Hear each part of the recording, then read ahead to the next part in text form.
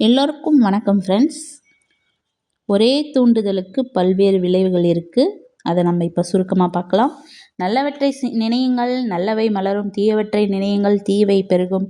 நாள் முழுவதும் என்ன நினைக்கிறீர்களோ நீங்கள் அதுவாகவே ஆகிவிடுவீர்கள். உங்கள் ஆழ்மனம் உங்களுடன் விவாதம் செய்யாது. உங்கள் வெளிமனத்தின் கட்டளைகளை அது அப்படியே ஏற்றுக்கொள்ளும்.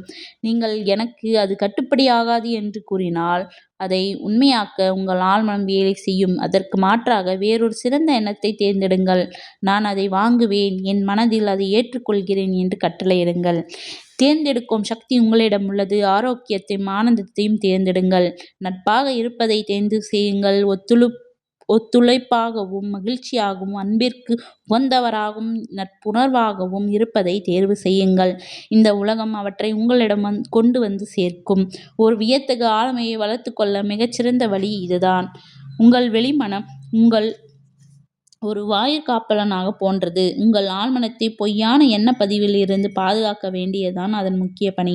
ஏதாவது நல்லது நடக்கும், இப்பொழுது நல்லது நடந்து கொண்டிருக்கிறது என்று நம்புவதை தேர்ந்தெடுங்கள். உங்களது தேர்ந்தெடுக்கும் திறன் தான் உங்கள் மாபெரும் சக்தி. மகிழ்ச்சியையும் செழிப்பையும் தேர்ந்தெடுங்கள். உங்களுக்கு துன்பம் விளைவிக்கும் சக்தி பிறருடைய தூண்டுதலுக்கு கிடையாது. உங்கள் எண்ண ஓட்டத்திற்கு தான் அச்சக்தி உண்டு. மற்றவர்கள் எண்ணங்களையும் பேச்சுக்களையும் நிராகரிக்க வேண்டும். நீங்கள் தேர்வு செய்யலாம்.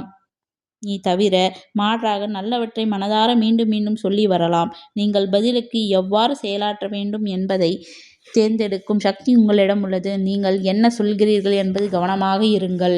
நீங்கள் கூறும் ஒவ்வொரு உருப்படாத வார்த்தைகளுக்கும் நீங்கள் பொறுப்பேற்க வேண்டும்.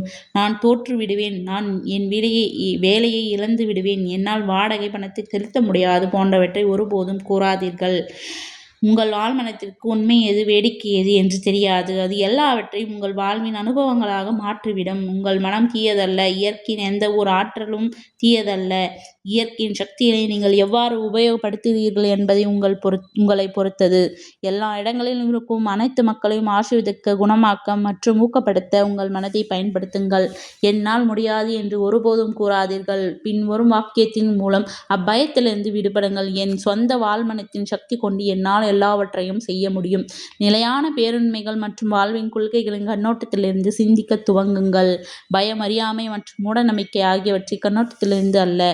உங்களுக்காக சிந்திக்க மற்றவர்களை அனுமதிக்காதீர்கள். உங்களுடைய எண்ணங்களை நீங்கள் தேர்ந்தெடுங்கள். உங்கள் சொந்த முடிவுகளை நீங்களே மேற்கொள்ளுங்கள். நீங்கள் தான் உங்கள் ஆழ்மனத்தின் தலைவர், உங்கள் விதியின் எஜமான். உங்களுக்கு தேர்ந்தெடுக்கும் திறன் உள்ளது என்பதை நினைவில் கொள்ளுங்கள். வாழ்வை தேர்ந்தெடுங்கள், அன்பை தேர்ந்தெடுங்கள், ஆரோக்கியத்தை தேர்ந்தெடுங்கள், ஆனந்தத்தை தேர்ந்தெடுங்கள்.